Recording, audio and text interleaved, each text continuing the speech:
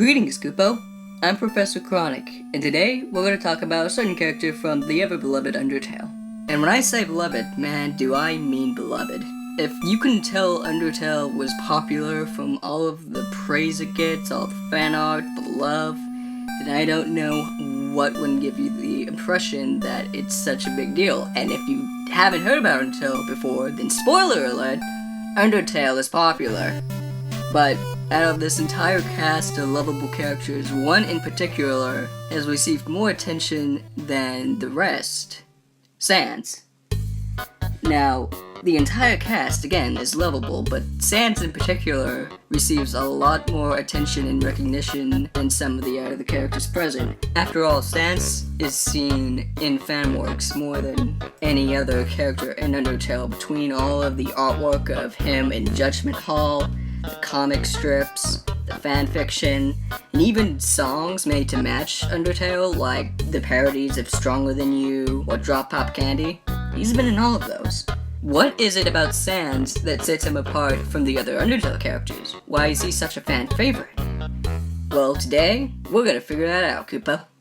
So let's start with Sans' design. Surely, such a popular character would have some really genius design that makes them stand out, right? So what is it about Sans' design that makes him so well known? What complex, intricate detail is there to this character that he has gained such heights and fandom? Well, he's a skeleton in a hoodie. Not particularly complex, actually. And while this might seem like a trivial matter, like I said earlier, his design is going to play a key role in his universal appeal. And it's because it's so simple that he is able to become so well known. After all, the most iconic video game characters tend to be just simple, cartoon-like characters with solid colors and disproportional designs. Mario, for example, is a small man in overalls and a red hat. Mega Man, another video game giant, is just the blue robot. And Pac-Man? Pac-Man's a freaking yellow dot. What's more is that these characters also tend to be anthropomorphic, which is a fancy way of saying that they're personified. The most obvious example would be Sonic the Hedgehog, who, while he's obviously a hedgehog, he wears gloves and shoes and talks. And Pac-Man is much the same way. Even Pikachu, who is very animal-like at first, is personified to a degree that he often stands on his hind legs and holds objects with his hands rather than his mouth.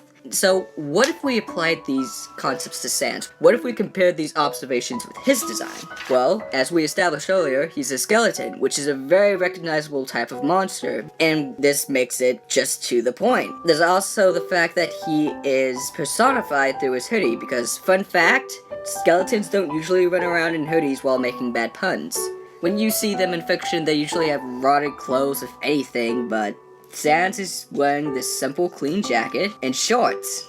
Now, I know that there are other iconic video game characters that have more complex designs, like, say, Samus Aran or Cloud. However, those characters tend to be recognizable only amongst the gaming population, at least by and large. The simpler characters like Mario and Sonic are the ones that tend to be so popular and recognizable that they're known by just about everyone around the world. So, this shows us that the simpler designs can give a character an edge in terms of how recognized they are and how popular, and this works to Sans' benefit.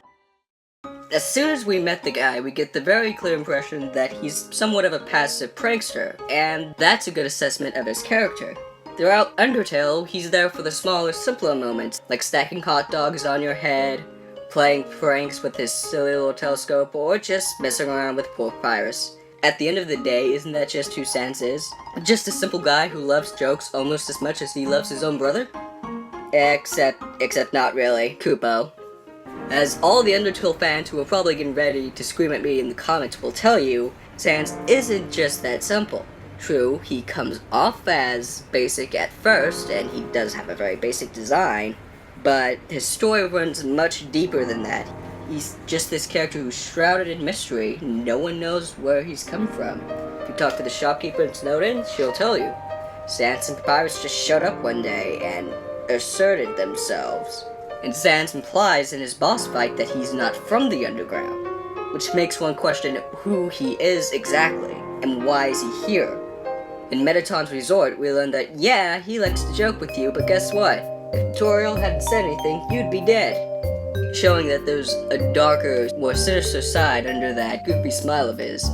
Dig even deeper, and things only get stranger. We'll find that he knows about the different timelines, about resetting, he has connections to bigger mysteries such as Gaster, and this just leads to several different theories and questions about him.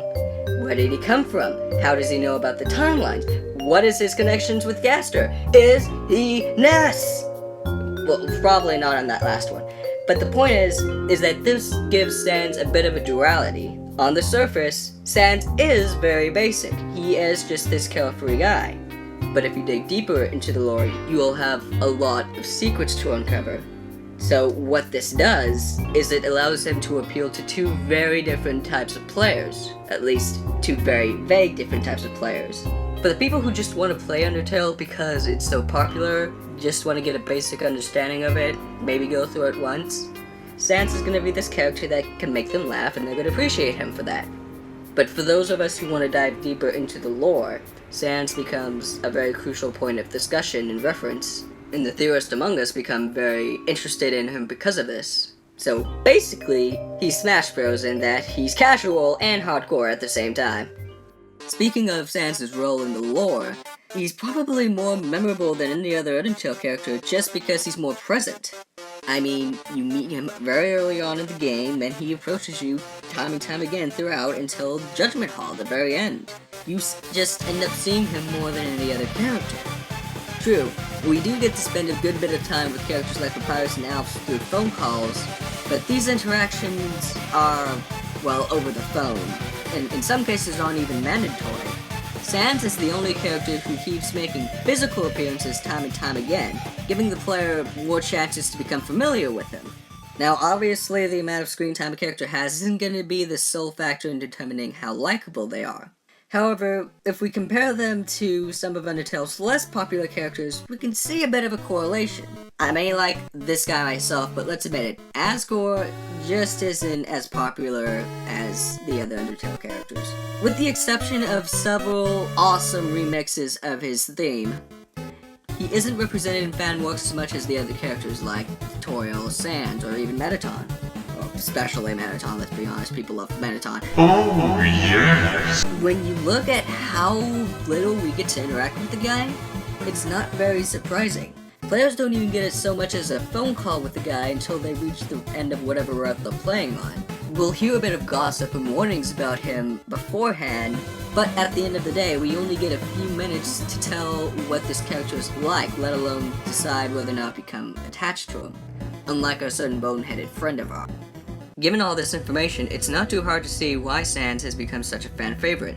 His design's recognizable, he has diverse appeal, the players get to spend more time with him than any other character.